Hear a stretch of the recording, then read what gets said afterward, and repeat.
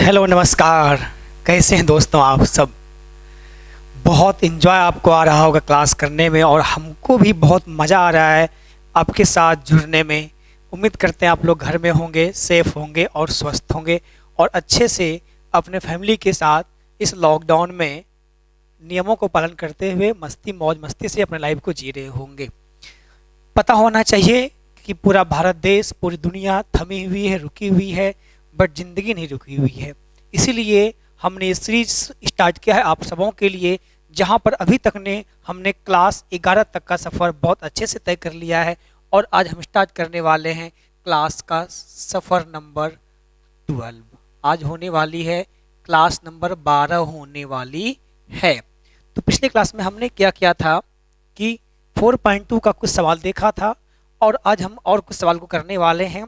बाकी आपको सवाल करना है और पिछले क्लास में, पिछले वीडियो में हमने आपको लिंक दे दिया था, आप उस पर जाके आपका भी आपका प्रॉब्लम है, जो भी डाउट है, आप वो वहाँ पे शेयर कर सकते हो, आपको वहाँ पे उसका आंसर मिल जाएगा। तो क्लास नंबर 12 में अब क्या करने वाले हैं, एक्सरसाइज 4.2 का ही कुछ और बेहतरीन सब सवाल करने वाले हैं। तो आपका देखते हैं, स्टार्ट करते हैं सवाल नंबर 7 से। इस सवाल नंबर 7 क्या कह रहा है, आपका ये सवाल है यूजिंग द बाय प्रॉपर्टीज, आपको प्रूव करना है। क्या सवाल है, माइनस का ए स्क्वायर, फिर आपका सवाल है ए बी, या बी है, या फिर आपका ए सी है।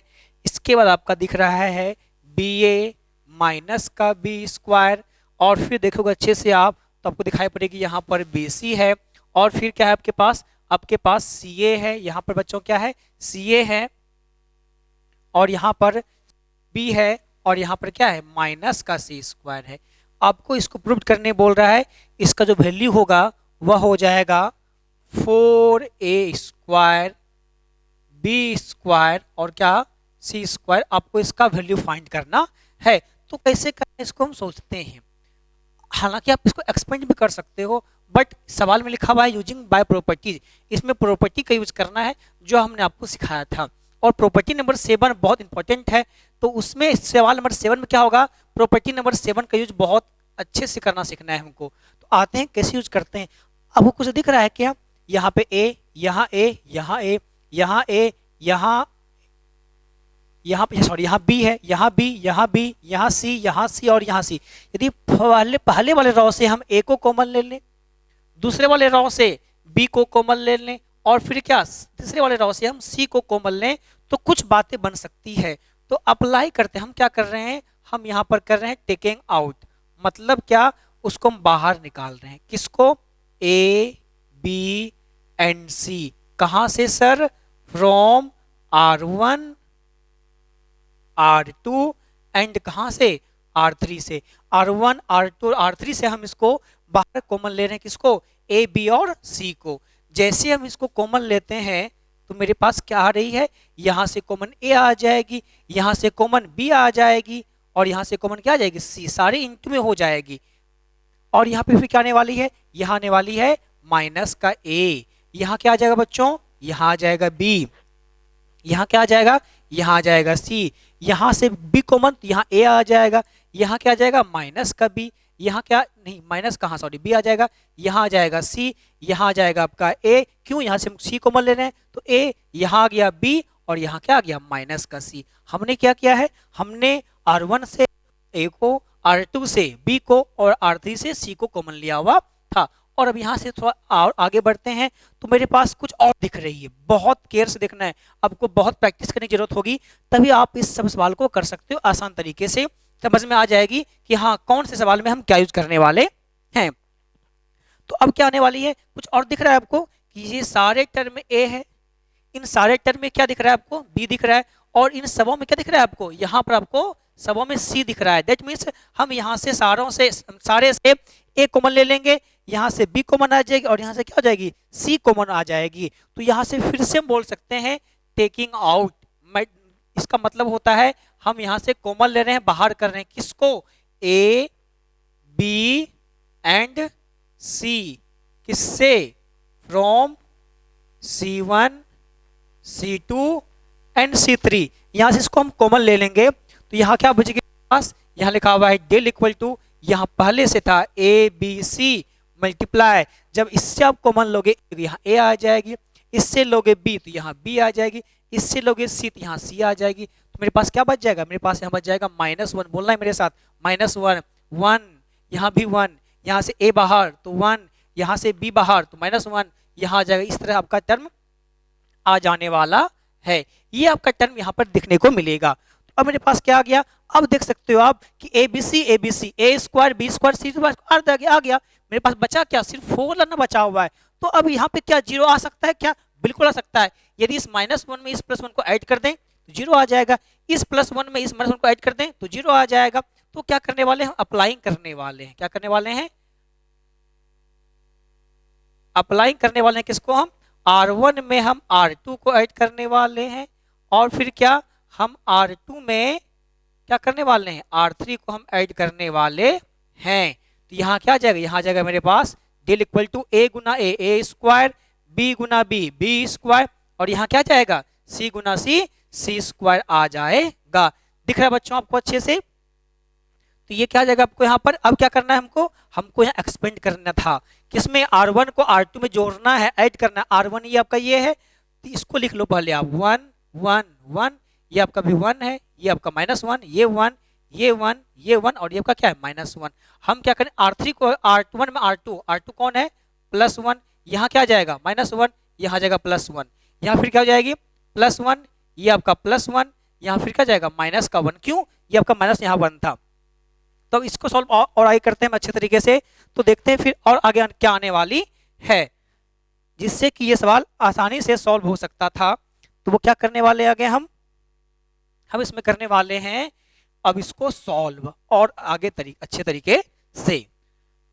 तो आपको दिख रहा होगा कि कहीं पर जीरो आ रही है, ये आ गया आपका डेल इक्वल टू ये ए square B square C square, यहाँ क्या है ए square B square C square, यहाँ क्या आ गया बच्चों -1 + 1 जीरो आ जाएगा, वहां पर क्या है 1 - 1 जीरो आ जाएगा, वहां क्या है 1 1 2, यहाँ भी 2 आ जाएगी, यहाँ क्या हो जाएगी, यहाँ जीरो हो जाएगा, यहाँ आ जाएगा जीरो, फिर यहाँ 1, और यहाँ पे क्या आ गया 1, और यहाँ क्या आ गई -1। अब इसको हम सॉल्व करते हैं आगे। तो क्या दिख रहा है हमको दिख रहा है यहाँ पर कि सर यहाँ पे जीरो 2 टर्म आ गई है, और जब जीरो आ जाती है तो उसी के अकॉर्डिंग हम इसको एक्सपेंड करते हैं, इसी को हम सॉल्व करते हैं। तो यहाँ करना किससे, हमको R1 सॉल्व करना है हमको है, और जब हम इसको सॉल्व करेंगे तो यहाँ तो जीरो आ जाएगी, यहाँ भी जीरो आ जाएगी, तो बची कौन सी टर्म 2 बच गई यहाँ पर। और आपको सिखाया हमने जब 2 से सॉल्व करेंगे तो ये लाइन और ये लाइन खत्म हो जाएगी, तो मेरे पास क्या बच जाएगा यहाँ पर, यहाँ बच जाएगा आपका 2 × ये क्या करना है हमको क्रॉस मल्टीप्लाई करना है विथ माइनस साइन, तो यहाँ जाएगा 2 × 1 2 -0 × 1, यहाँ जीरो आ जाएगा। तो मेरे पास क्या बच जाएगा बच्चों, यहाँ बच जाएगा del equal to A square B square C square, और यहाँ क्या बच गया, यहाँ मेरे पास आ गया जीरो खत्म हो जाएगा, 2 2 जा 4, 2 × 2 4 होता है। क्या आप सबों का आंसर आ चुका है, ये कितना जाएगा 4 ए square B square C square. आपको इस तरह से सवाल आपको फाइंड करना है, इसका आंसर आ गया। आप देख रहे होगे कि कितने आसान तरीके से आप लोग सवाल को समझ रहे हो, बना रहे हो। जल्दी से आपको नोट डाउन कर ताकि फिर क्लास को आगे बढ़ाएं हम। बहुत आराम समझते जाना है, क्लास को एंजॉय करते जाना है, अच्छा लगे तो लाइक भी करते जाना है, यूं ही क्लास को छोड़ के नहीं जाना है आपको। समझते जाइए और आगे बढ़ते जाइए। और सवाल नंबर 8 क्या था, अब देख लीजिए आप लोग सवाल नंबर 8। सवाल नंबर 8 में क्या आपको इसको आप नोट कर लिए होंगे उम्मीद करते हैं। अब आते हैं कहां पर, हम लोग सवाल नंबर 8 के पास। 8 आपको सवाल लिख देते हैं। 8 नंबर सवाल क्या है, सवाल नंबर 8 में 2 सवाल है। सवाल नंबर 1 8 का सवाल नंबर 1 ये आपका सवाल है, ये दिया है मेरे पास 8 का सवाल नंबर, सॉरी एक मिनट, सवाल आपका 8 नंबर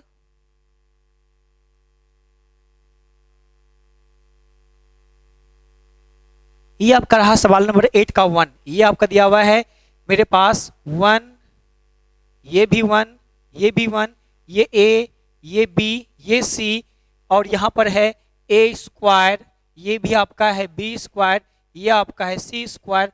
आपको प्रूव करना है इसका मान जो होगा वह होगा a माइनस बी, और फिर क्या जाएगा b माइनस सी, और क्या हो जाएगा यहाँ बच्चों, यहाँ सवाल में दिया हुआ है मेरे पास c माइनस ए। हमको इसका वैल्यू फाइंड करना है। तो कैसे करेंगे सॉल्व? यदि ये याद आपको आ रही होगी तो मेरे ख्याल से आपको ये सवाल सॉल्व करवा दिया गया था क्लास में एग्जाम्पल में। नहीं याद आ रही है, आप इसको खुद से सॉल्व कर सकते हो। आपको यहाँ पर हम लिख देते हैं, थोड़ा हिंट कर देते हैं।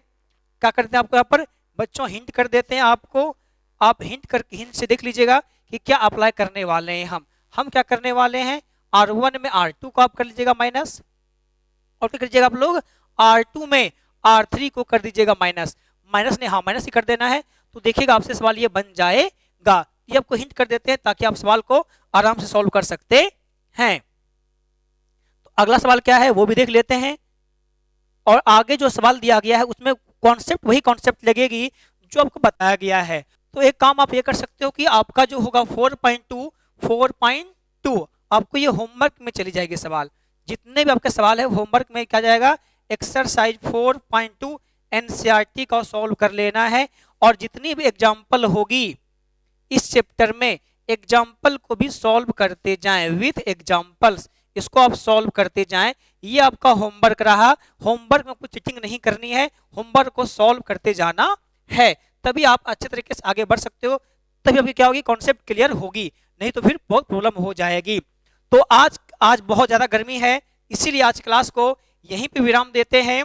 तो मिलते हैं तब कल। आज क्लास को छोटा सा वीडियो हो जाएगा, इसीलिए आप लोग को मैं सॉरी। तो मिलते हैं तब कल, तब तक के लिए आप लोग खुश रहिए, ख्याल रखिए, एंजॉय करिए। थैंक यू, धन्यवाद। जय हिंद, जय भारत।